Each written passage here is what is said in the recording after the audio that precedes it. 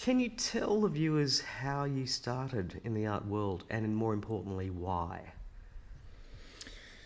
I've never done anything else.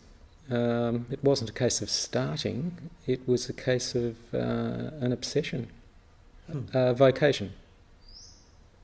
I've always drawn, always painted.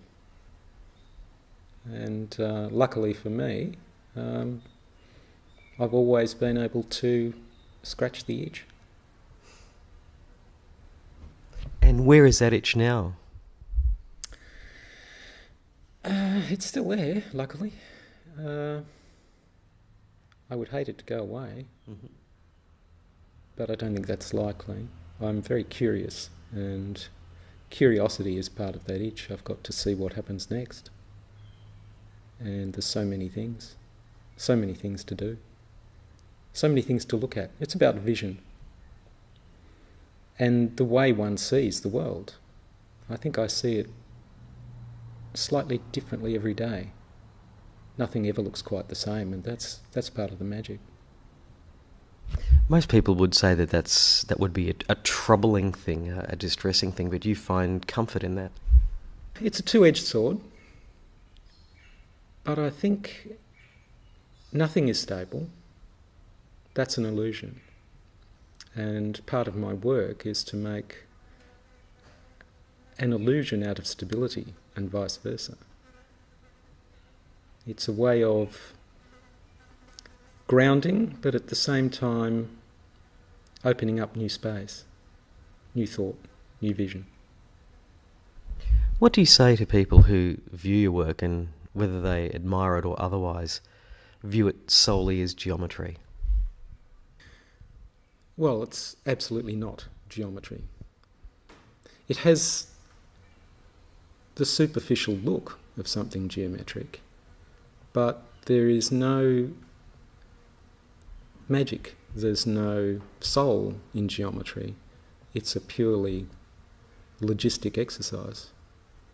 This comes from the other direction. This begins with sensitivity, hopefully, and ends where it ends, which is essence. And if essence and geometry parallel, so much the good. You've written in some notes that you've very kindly given us regards your influences and what your epiphanal moments, I suppose, were in your art career, and more importantly, who you admire. Would you like to speak about that? Oh, well, epiphanal moments, I think probably the field exhibition at the National Gallery of Victoria. I was lucky enough to drag my father there, and I was so amazed by what could be done with so little. It gave me the confidence to follow my vision, and my vision paralleled in many ways what was being done then. It was a search for an aesthetic essence. It had little to do with the politics of the time. It certainly had nothing to do with what we have just passed through, postmodernism. It was self-contained. And yet, it also had a wide breadth about it.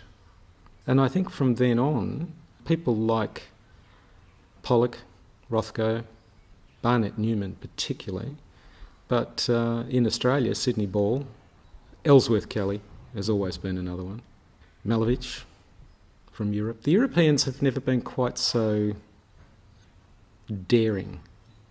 I think the Americans, because they haven't had the heritage, have always been able to throw the heritage over, take more of a risk. And they have a kind of brash confidence which takes a bit of getting used to, but in the arts, I think, has a lot going for it. But then I also very much admire the Japanese. So if your work's not about geometry, what is it about? This is difficult because it's actually not about anything. It is what it is. It presents itself, and the viewer makes the meaning. I'm not pushing a point of view. When I begin a work, it's spontaneous. It happens spontaneously. And the only way I can really explain it is by using the analogy of a maze. A maze can be experienced as you walk it, but only the totality of a maze can be experienced from above it. And my work is like looking at a maze from above.